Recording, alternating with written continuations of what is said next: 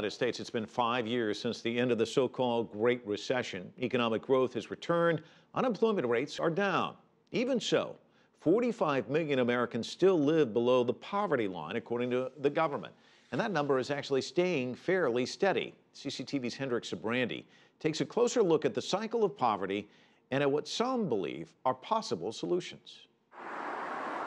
The motel called King's Inn sits along busy Colfax Avenue in Denver, Colorado. But it's not a place Bambi and Russell Caswell really call home.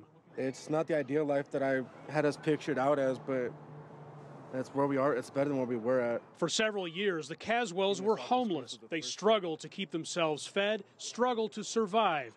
Then this past spring, their son RJ was born. Life just like hit us in the face real quickly. There's times I'll make my step up, and then all of a sudden, the next day I'm like back down. It's been like hell trying to get stuff taken care of. The Caswells are two of an estimated 45 million Americans who live in poverty. Over 14% of the U.S. population currently has big trouble making ends meet.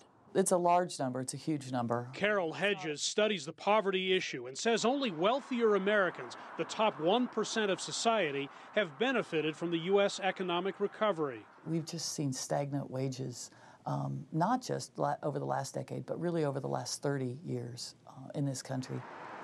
She says the poor often live in areas where food and insurance cost more. They have longer commutes to jobs and often less reliable cars, all of which makes matters even worse. It's just really expensive to be poor. What we're seeing now more is what they are calling deep poverty, those individuals who've been not working, not in the mainstream of the economy for a long time. Lori Harvey says more programs like hers, which offer job and skills training to low-income parents like the Caswells, are needed, and more access to those programs. She says an increase in the minimum hourly wage would help a lot. Others say more public investment in education is the answer. More than ever, Harvey says, climbing out of poverty requires real internal strength. It's a tough road for them. Everything about your daily life is more of a challenge when you don't have economic resources. The Caswells are focused on their son and on their goals. She wants to be a chef. He wants to run a daycare.